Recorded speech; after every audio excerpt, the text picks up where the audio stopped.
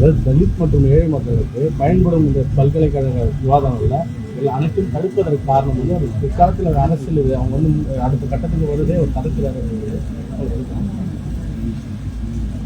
அவர் வந்து திட்டமிட்டு திமுக அரசுக்கு எதிராக மக்களிடையே அவதூறுகளை பரப்புகிறார். ஒரு எதிரான மனநிலையை கட்டமைக்கிறார். தமிழ்நாட்டு மக்களின் நலன்களில் ஆளுநருக்கு அக்கறை இருப்பதை போலவும் முதலமைச்சருக்கு அக்கறை இல்லை என்பதை போலவும் ஒரு தோற்றத்தை உருவாக்க முயற்சிக்கிறார். அவர் ஆளுநர் என்கிற பொறுப்பை மறந்து ஒரு அரசியல்வாதியை தொடர்ந்து செயல்படுகிறார். ஆகவே அவருடைய வியூகங்களை நாம் ஏற்க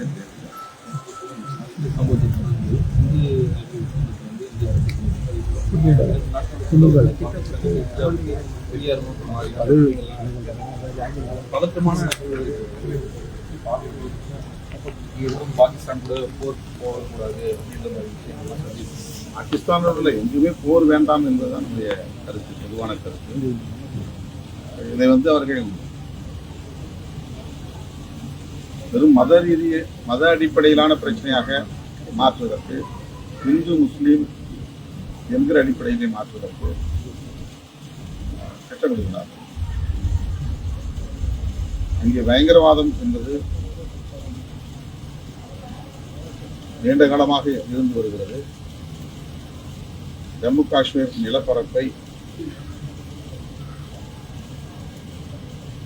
யார் கையாளுவது, யாருடைய கட்டுப்பாட்டில் இருப்பது என்கிற முரண்பாடு இந்திய எல்லையோடு ஜம்மு காஷ்மீர் இணைந்த காலத்தில் இருந்து இருக்கிறது.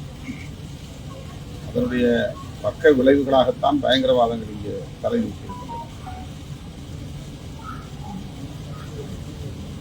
ஆனால் பாரதிய ஜனதா கட்சி மத அடிப்படையில் இந்த பிரச்சனைகளை பேசுகிறது, தொடர்ந்து அப்படியே அதை சித்தரிக்க முயற்சிக்கிறது. இதன் மூலம் பாகிஸ்தான் இஸ்லாமியர்களுக்கு நாடு, இந்தியா இந்துக்களுக்கான நாடு என்கிற ஒரு விவாதத்தை உருவாக்க வேண்டும் என்கிற முயற்சியும் அவர்களிடத்தில்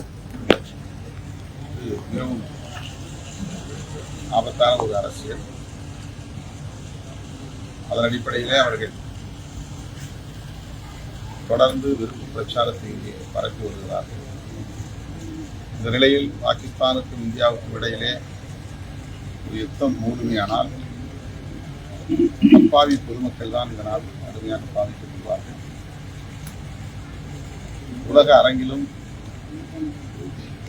இந்தியாவுக்குரிய நன்மதிப்பு பாழாகும். அந்த கவலையில் இருந்துதான் யுத்தம் தேவையில்லை, அரசியல் ரீதியாகவே தீர்வு காண்பதற்கு அரசு முயற்சி. சார், இந்த ஜாதி வாரி கணக்கெடுப்பு எடுக்கணும் அப்படின்னு சொல்லிட்டு தொடர்ந்து உங்களை நிலைப்பாடு என்ன சார்? இன்னைக்கு கூட வந்து அன்புமணி ராமதாஸ் சொல்லியிருக்காரு எடுக்கணும், அதுக்காக தான் இதை முன்வைக்கணும், 2% இடஒதுக்கீடு பட்டியலினத்துறை உயர்த்தணும் அப்படின்னு சொல்லியிருக்காரு. நிலைப்பாடு என்ன? எங்க பேசுறாரு?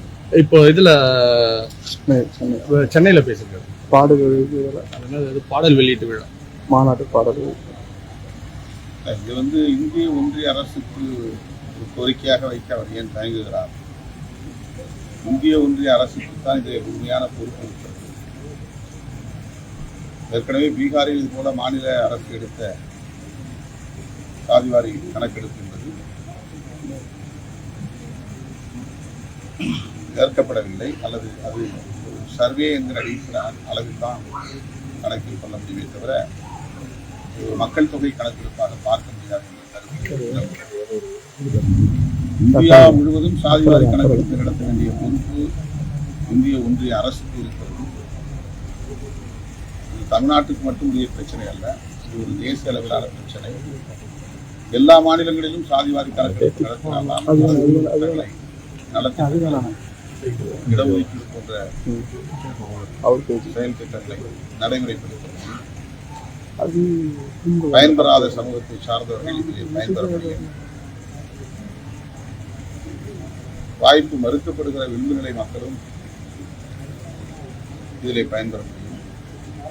ஆகவே இதை ஏன் ஒரு தேசிய பிரச்சனையாக பார்க்காமல் ஒரு மாநில பிரச்சனை என்பதை போல சுருக்கி பார்க்கிறார்கள் என்று தெரியவில்லை.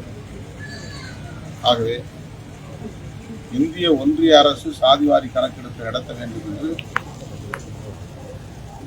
பாராளுமன்றத்திலே அவர்கள் பேச வேண்டும், குரல் எழுப்ப வேண்டும் என்பதுதான் நியாயமானது. அமைச்சர் செந்தில் பாலாஜி உச்சநீதிமன்றம் ஒரு குற்றச்சாட்டு வச்சிருக்கு. அமைச்சர் பதவி வேணுமா, ஜாமீன் வேணுமா, பொன்முடி அவதூறான பேச்சுகள் கூட்டணி பாதிக்க ஏற்பட்டோம் ஒரு தேர்தல். முதலமைச்சர் அது குறித்து உரிய முடிவெடுப்பார், நடவடிக்கை எடுப்பார். அதில் விடுதலை சிறுத்தைகள் கருத்து செல்வதற்கு எதுவும் இல்லை. திராவிட முன்னேற்ற கழகத்தை சார்ந்த அமைச்சர்கள்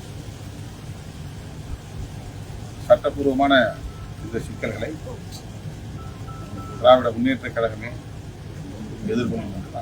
சார், அண்ணா வழியில் மக்களை சந்தியுங்கள், மக்களுடன் வாழுங்கள், அதுக்காக தான் இந்த சென்னை கோவையில் வந்து மாநாடு நடைபெறுது, தாவேகா மாநாடு.